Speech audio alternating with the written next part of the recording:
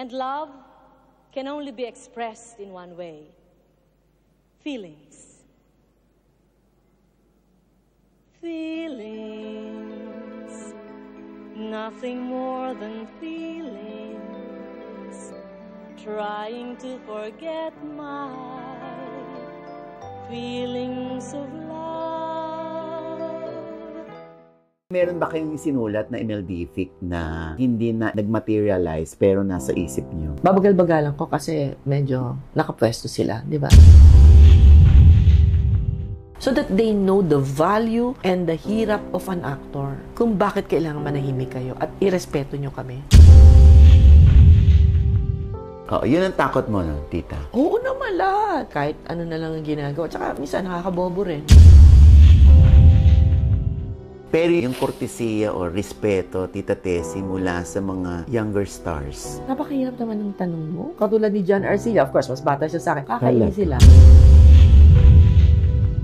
Nasaan ang taping? Dito ba o doon? Bakit mas malakas ang boses ng crew kesa sa atin? Aalis na po tayo sa katawan ni Doña Shelo.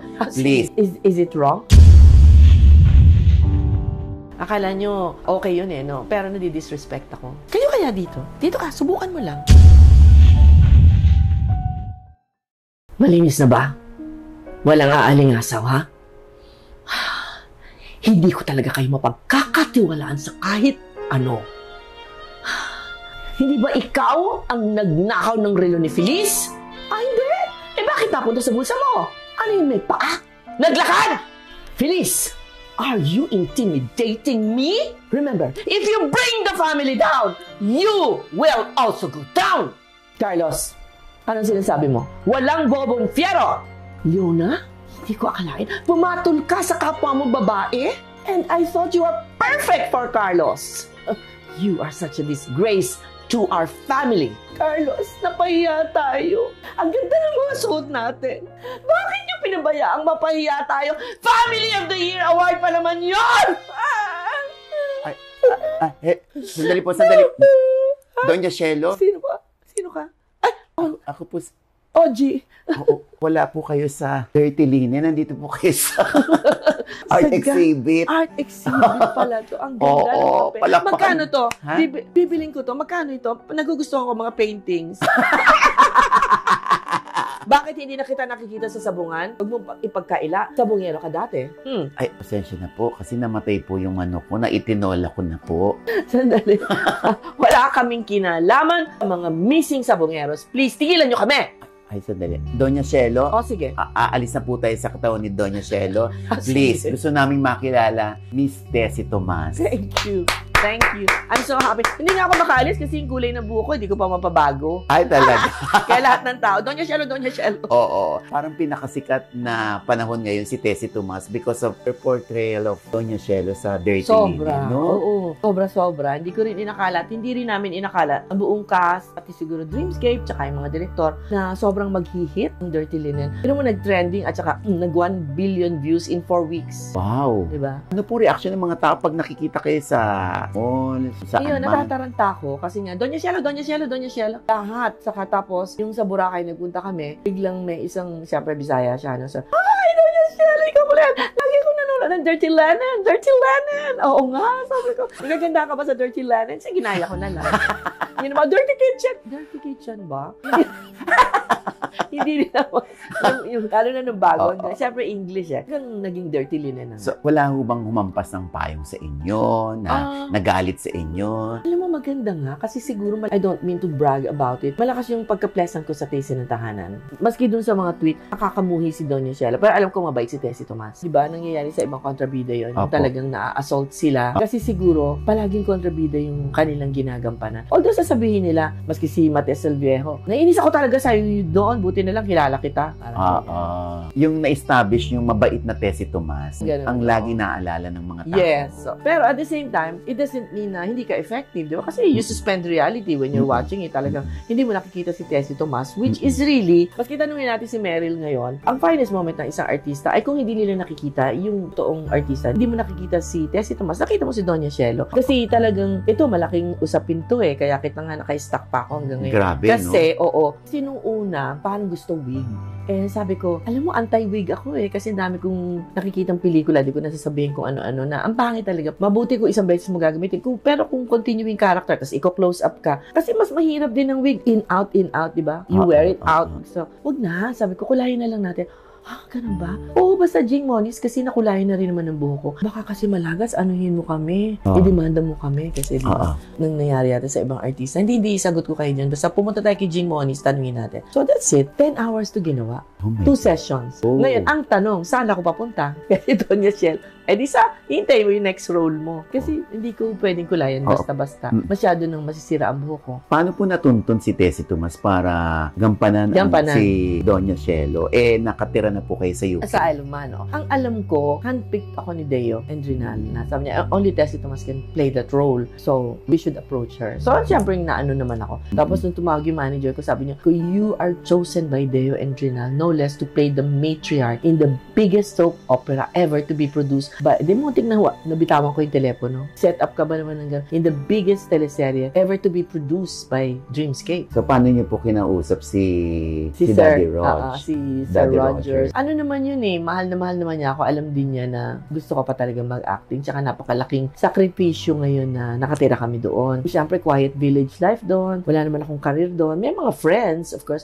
Sinabi ko lang sa kanya na, remember, 30 years naman kaming married, di ba? So, we're very open to each other. Present ko lang. Sabi ko, narinig mo, mabilis ang antena niya eh. It sounds like a major job because you're talking, ganyan. Overhear niya. Kumbaga, ano na siya, nag-i-spy. May title na yata, Dirty Linen, and it's the biggest, I will be the matriarch of the family, so it's a plum role. It's very hard to say no. Tapos tinutukso niya ako. Sabi, I'm sure you will say yes. Inaano na, parang sarcastic. Sabi ko, is it wrong? No, I don't blame you. Ganyan. So, kahit naman po kontrabida si Doña Shelo, sobra kayong niyakap at minahal ng taong bayan. Sana naman. Oo naman. Opo, lalo na nung ang dami-dami yung mga quotable quotes. Iconic moments ka agad after 2 weeks. Iconic lines of Doña Shelo. Ang dami na pala. Nagmarka ka agad yung role ko. Kumbaga, icon agad. Pero, syempre, hindi na naman natin maitatago na si Tita Tessie, veterana na. At alam niyo, yung sa age niyo po, na mabilis pa rin kayong umandar yung utak niyo at magmemorya. Oo naman. Ano po ang sikreto? Di mataas na IQ. Joke lang.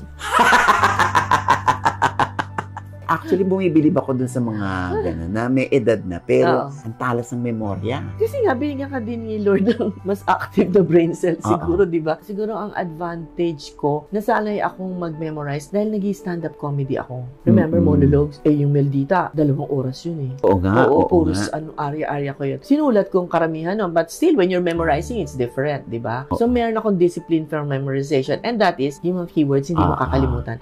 Pero, hanga din ako sa mga katulad ni John Arcilla. Of course, mas bata siya sa akin. Pero yung mga taga-chatro, parang dinikit lang nila yung script, memorize na nila. Kakainis sila.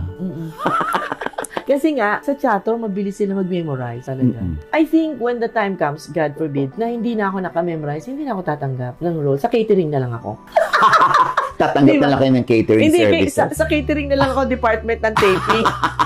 Hindi na ako mag-acting. Hindi na ako talaga tatanggap kasi kung makakabagal ako sa taping, parang hindi naman ata maganda. Pero hindi niyo ba nami-miss, Tita Tessie, mag-stand up? Dahil talagang kayo yung isa sa tinitingala pagdating sa stand up, lalo na Imeldific. Yes. Thank you for reminding me. Actually, minsan may mga concept ako. Kaya hindi kinakaya ng time kamukha ngayon. Pupunta pa kami sa America next week, di ba? For Dirty Linen. Gustong-gusto ko nung bago ko lilipad ng Isle of Man, sabi ko, wow, dapat talaga bago matapos ang Dirty Linen, merong parang one night with Doña Shelo at iba pa, sa Chatrino man lang. May ganun akong concept. Kasi pwede pa naman ngayon. Kaya lang, syempre, it's also a lot of work. You have to have the producer, di ba? They have to sell tickets. I will have to, yung repertoire, kaya ko i-prepare, ganun. Pero, kailangan din, alam mo naman ako, perfectionist. Gusto ko rin prepared. So, it's still a possibility. Pero meron ba kayong sinulat na Imeldific na hindi na nag-materialize pero nasa isip niyo? Napakahirap naman ng tanong mo. Parang nasabi naman lahat. Pero ngayon, kung magkakaroon ng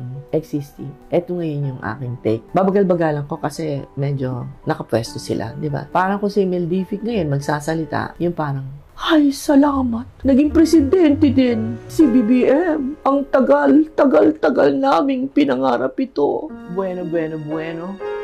Minsan, nangarap din ako na maging presidentita. Pero hindi na tupahan. Diba? nandiyan naman si BBM. Hanggang dito na lamang po at baka delikado. Alam mo, nakita ko yung mata mo. Parang talaga, oh my God, parang si Madam Imelda. Ganyan talaga ako, yung parang hunyang. Hunyang ba ang tawag doon? Hunyang. Pagka sinabi mo sa akin yung character, I immediately absorb it. So, it's from top to bottom. I will have to borrow the line of, this is a Whoopi Goldberg line. Na, Anong line? I'm like a sponge. Ganun daw ang magaling na impersonator. I'm like a sponge. I just look at you, absorb na kita. It's an instinct. It's a gift. Gift yung memory, gift din yung comedy, di ba? Di naman masyado naaaral ng comedy, maski tanongin natin sa nasirang si Dolphy. Kung may sinabi nga si Epi, sabi niya, alam mo, parang pareho kayo ng daddy ko. Bakit? Ang bilis-bilis mo kasi magsalita. Tsaka pag, yung kami lang, nagre-repartay na jokes ako, ganun. Paano ba daddy mo? Ay, naku, sabi niya, ang ipit kausap no. Bakit? Pag yung nagre-repartay kami, bilis, ang bagal ng timing. Ay, naku, huli na kayo. Hindi maganda. Mabilis. Ganda. Masahol pa sa akin. Diba timing ang nababagalan daw sa kanila. Ang bilis mo nga, Miss Tessie. Oo, hindi ganun din si Maricel Soriano. Oo. So, given a chance, gusto niyo pong mag-show. Ano ba si pinag-usapan? Live? Oo, yung Online? live na Oo, email naman. Dific. Oo, hindi na email Dific. Siyempre, kumbaga, modern na ngayon, Doña Cielo. Pero pag ginawa ko yung Doña Cielo, gusto ko din, yung bang mag-wear na rin ako ng wig sa ibang characters ko. Kasi, parang, wag naman ako ma-stuck na sa Doña Cielo. Pero, kumbaga, highlight siya ng show. Diba? Meron din nga akong concept. Ewan ko, baka matuloy namin. John Arcilla, because John Arcilla can sing. So, pag ginawa ko yun, na kaming dalawa ang, marami siyang kanta. Ako naman, monologues in between. Tapos, biglang nagsabong kami as Carlos and Doña Cielo. Diba? Oo. Game na game. Kaya mapag-usapan namin kung kaya. Pero, syempre, si Miss Tessie Tomas, napakatagal na rito. Kumusta po ang health ninyo? Mukhang okay naman. Of course, hindi ko naman ikinakailangan, nagkaroon ako ng left and right hip replacement. And so, that was in 2016, before Blood Sisters. So, I started to walk with a little limp. Pag nakikita na nilang merong ganung konting hirap sa sitwasyon, iniwasan ang camera. Tapos naman, binigyan ako ng cane sa Dirty Linen. Sa awa ng Diyos, sa Blood Sisters, sinulog ako sa hagdan, di ba? Para talaga. I was there. Oo, kaya. Para binabalo na lang nila sa kwento yung Ako naman, wala na akong ego doon na, ba? Alam niyo na ganito, hinulog niyo pa sa hagdan. Hindi, sa akin, okay lang. Basta alam ko, good actress pa rin ako. Ang acting ko from the waist up. Di mo naman titingnan yung pa ako, di ba? Siyempre, pag tumatanda ka, nagkakaroon ka ng konti. Ay, yung iba nga, we know, somebody cannot hear or somebody cannot memorize lines. Di ba? Sa mga edad naming senior, marami pa rin akong plus na medyo kaya ko pa. Oo, and actually, buhay na buhay pa rin talaga yung utak ninyo. Oh, yun ang importante. Namimiss niyo ba yung mag-host ng show like naman. yung Tasty ng Tahanan? At saka kaya ko pa. Kaya nga, I'm moving towards, inaayos ko pa yung aking social media acumen, podcast. Yun ang ambisyon ko. Kasi kahit naka-shorts ako sa I Love Man, pag nag-podcast, di ba? Pero hindi, mas maganda pa rin yung nakakapunta dito. At saka, ang dream ko talaga, yan live. And then also performing with the likes of Piolo Pascual because he sings so well. Di ba? He can also act. Kasi stage actor siya. At saka ako, not for anything, you should keep your mind active. Meaning to say, isip kayo ng isip. At saka, wag pong masyado tayong puro video. Di ko na babanggitin ko ano yan. Wag yung babad na babad tayo sa video. Binawasan ko ng kalahati. Ginawa ko, nagre-read ako ngayon ng novel, ng kahit anong self-help book para iba yung dating ng, iba daw sabi ng doktor, yung nagbabasang senior. Ay, talaga? Kasi yung words, you're trying to comprehend. You're trying to concentrate. Mas less concentration tayo sa TV, kahit ano na lang ang ginagawa. Tsaka, minsan, nakakabobo rin. Kasi, parang yung pinapanood natin. Pero Tita Tessie, meron po kayong para sa utak? Para yung Hindi, memorya? ako mas sa BP. Pero kasi, noon, nag-ano ako, what's this? Ginkgo biloba. Parang sabi ng doktor, hindi ka pwede mag-ginkgo biloba kasi meron kang BP. Magko-contradict. So, parang, I will cross the bridge when I reach it na parang, teka, nakalimutan ko na yata pangalan ko. Masama na to. Yun ang takot mo, no, tita? Oo naman lahat. Kasi Alzheimer's is so prevalent, di ba? Yung, parang dasal mo na lang, Lord, sana po, wag naman ganun kagrabe yung maging sakit ko. Parang, okay na po ako sa heart attack. Biglaan. Yun na lang po ang cause of death. Di ba? Parang very convenient na yun kasi I will have in my last will, do not resuscitate. Ayoko talaga nung ginaganong-ganon pa. So, every time makakabalita kayo ng mga kasamahan nyo, yung mga kabatch ninyo na Willie Nepomuceno, nagpapaalam. Robert Arevalo. Tsaka si Danny Javier. Danny, of course. Nadalo ko pa si Danny. Mas nalulungkot po ba kayo pagka gano'n na, ako, ito na yung aming panahon? Siyempre, and then, it's not only that, di malulungkot ka, and then you're grateful grateful that you're still alive. So, wag kang magrereklamo kung may nararamdaman ka, pumunta ka sa doktor. Pero at least humihinga ka pa. Diba? Isa na maalam na. Tita, sa pagbabalik niyo sa pag-arte, nanibago ba kayo na dati ganito, ngayon iba na? Meron ho ba kayong mga Meron din siyempre doon sa mga bagets. Actually, maski alam naman yan, si Raven, inano ko siya, mini-mentor ko siya. Kasi lumapit naman din siya sa akin. Yung galing-galing mo, Ma'am Tess, ibigyan mo naman ako ng pointers. Sabi ko, bakit lagi mong hawak ang cellphone mo? Pag pupunta ka sa set, hawak mo yung cellphone mo. So, anong iniisip mo? Yung lines mo o yung cellphone mo? Ay, sorry po. Kasi habit lang. Hindi. Nakita mo ba ako may cellphone? Wala akong cellphone, no? Okay, ang concentration ko sa lines ko. Gano'n ko kamahal ang trabaho ko. Kaya, sa akin, talaga, parang a director has the right to ban cellphones on the set. Di ba tama naman ako? Anong gagawin natin? Ang hihirap na eksena. Sa lagay, pag hindi ikaw umaarte, nakaganon ka. Nag-iintay naman yung cellphone mo, Di ba? Yun, I have my point against that. Tsaka, minsan, Christian Bable, sinabi ko sa kanya, Tita, ang galing-galing mo. Ano ba yung tip mo sa akin? Sabi ko, ang nabago sa akin, kako ngayon, is that because I am meditating every day, meron akong part na gano'n na, new age na. Sabi kong gano'n, I'm very mindful. Nakita mo pag on the set, kunyari nag-take one tayo, tapos nag-uusap na tayo. I don't do that. I go on the side. Hindi kunyari, anong Phyllis? Ganito, ganyan. Tapos, oops, take two muna tayo, nag-stop. So, people will ask questions. No, out of character ako, di ba? Kasi, pagkain, ganito. Ayoko ng ganun distraction. Kasi, naniniwala ako, ang energy ko dapat conserve ko for the take. So, yung acting ko, sa tingin ko, because of what I was practicing, naging purong-puro. Kasi nakita ko din sa screen sabi ko, ang lakas ko ngayon kasi yung energy ko nakafocus sa mga lines. Hindi ako nagpapadistract. Tsaka alam, di naman notorious, alam ng mga tao, lalo na yung crew, ganyan. Andyan na si Ma'am Tessie, wag maingay, ayaw niya ng maingay. Yun, di ba? Yung, nasaan ang taping? Dito ba o doon? Bakit mas malakas ang boses ng crew kesa sa atin? Totoo. Hindi ba? Pero we tolerate it Nag-ano pa nga ako ngayon, natatawa. Nagbo-volunteer ako. Sabi ko, Miss Kylie, pag magkakaroon ulit ako ng soap, okay, kailan, kumita. Bigyan mo ako ng bigyan ko sila ng seminar, kahit 1 hour, so that they know the value and the hirap of an actor. Kung bakit kailangan manahimik kayo at irespeto nyo kami. Akala nyo, okay yun no? Pero nadi-disrespect ako. Kasi parang binabaliwala nyo. Ingay-ingay nyo. Ang hirap. Kayo kaya dito? Dito ka, subukan mo lang. Ano naman, kumbaga, born to be Tara is something like, alam na nila, hindi ko na bakit si Maricel ba, nabago ba? Di ba, hindi na? Yun ganon, yung kuminsan, napapasigaw ako.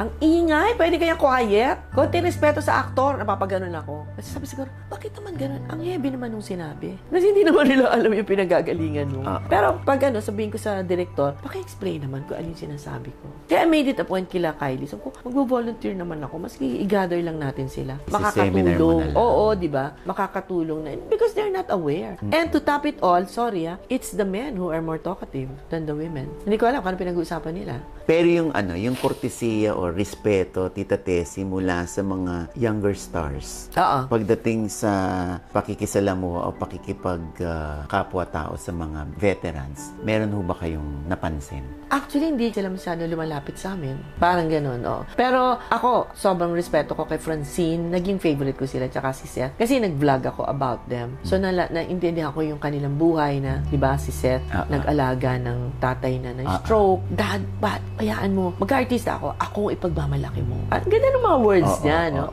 Ganon din si Francine, na-touch din ako kasi wala namang practice yun. Sabi ko, gano'ng kahirap ka nung nagpupunta ka sa Cavite nung parang wala pa kayong masyadong. Nakasakay po kami sa aming motorsiklo. 3 po kami doon. Kasya kayo doon? Kasya. Hindi naman malaki yung motor nila. Tapos inaabutan sila ng ulan. Tapos one time daw, pahuli na daw sila. Napunta daw sila ng Quiapo. Nagdasal na lang daw siya. Kasi mahuhuli na sila dun sa taping na pag hindi siya on time, mabibigay sa iba yung role.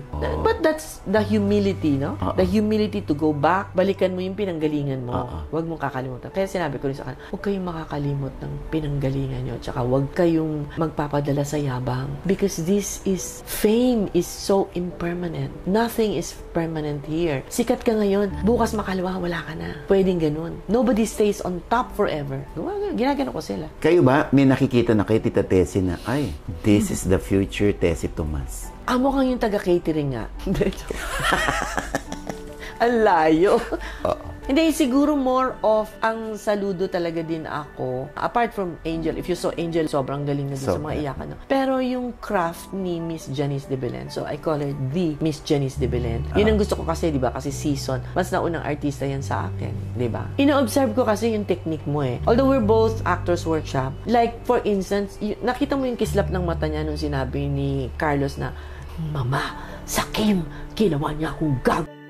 Sa akin pala lahat ng minana, wala pala siyang mana, ganun. Kumislap yung mata ni Janice na, ang yaman pala ng asawa ko. Makita mo yung shift niya. Subtle, pero tapos, to the point na, kaya nga eh, di ba? Tapos, smack. Idinagdag niya yata yung smack. In other words, ganyan I'm salivating over you simply because you are richer than I thought you are. So I will kiss you. Sarap, mga ganung role. Masarap yun. Yun ang naano ko. Pero yung sa future, parang hindi ko pa masyadong naiisip. Basta, ang alam ko lang, in-observe ko lang yung mga techniques nga ng mga kapwa ko artista. Ganyan. Or, someone like Yula Valdez, I really like also her technique. The more subtle you are, and ayoko kasi ng OA. Ang tawag kasi sa OA na acting is indicating. Pagka yung natural gano'n, being yon. Yung bang Nora and Vilma, parang naka-being ka agad. Yung pag-upo nila, character na sila. Nasaniba na sila kaagad. So, yung indicating? Indicating is, kontrabida ako. Kaya dapat malaki mata ko. Dapat lagi akong tumatawa in between. Meron na akong mga ganyan-ganyan. Di ba? Indicating yun.